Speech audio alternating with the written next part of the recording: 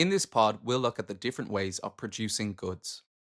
The methods of production are called job production, batch production, and flow production, which is sometimes referred to as mass production. But which is the best method to choose? Well, there isn't one. It's completely down to each individual business.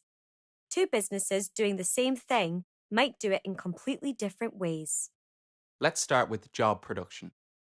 Put really simply, this means making one product at a time. If you're making 20 cupcakes for a school bake sale, or even just because cupcakes are great, would you make them one at a time? Of course not. There aren't many, so it makes sense to make one batch of cake mix and bake all 20 at the same time. But if you were using job production, you'd measure the ingredients for one tiny cake, mix, bake, and ice it, and then start again for the next 19. Not very practical in reality. If you were making a wedding cake, though, you probably would make one cake at a time. Wedding cakes are usually unique, and everyone wants their own styles, designs, and flavours. So this way, you make it exactly how you want it, and the end result is that the flavour and design is exactly what the customer has asked for. When making the 20 cupcakes, you couldn't really make each one a different flavour, so job production wouldn't really work. But you could adapt some parts of the cupcakes, which leads us to batch production. Batch production is where a product is made in batches.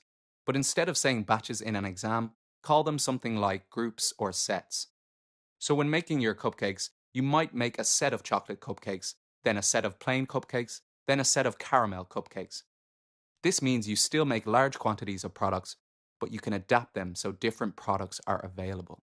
The final method of production is flow production. As we mentioned before, it's sometimes called mass production, but flow is the better term to use. This is where products are made in one continuous process, and different employees or machines take responsibility for one part of the process. In this example, you'd have one employee measuring ingredients, who then passes the ingredients to the next employee, who mixes the flour and the sugar, who then passes it on to the next employee who beats in the eggs, and so on. Going back to the first employee who only measures ingredients, their job all day is to just measure ingredients for one mixture, then pass them on to the next employee and measure the next set, and so on. If that's your job all day, it might be quite demotivating, but you'd soon become very efficient and quick at it. Flow production is very quick and efficient and allows a business to make a huge quantity of products, but it can be difficult to set up the process in the first place. And if you're using machinery instead of employees, it can be very expensive to start up. So which is the best method? There isn't one.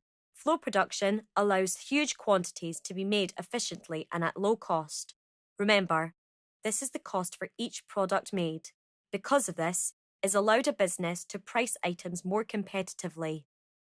But job production might be preferred by some businesses as it allows you to make unique, individualized products which you could sell at a higher price.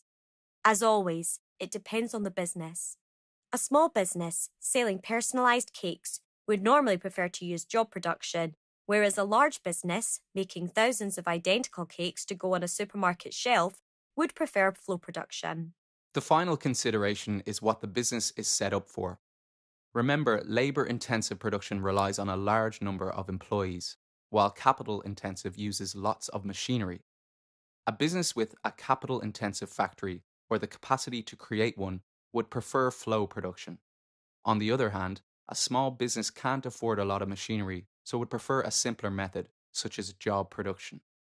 Regardless of whether they use a labour or capital intensive approach, a business can calculate how effective their production is by dividing their outputs by their inputs.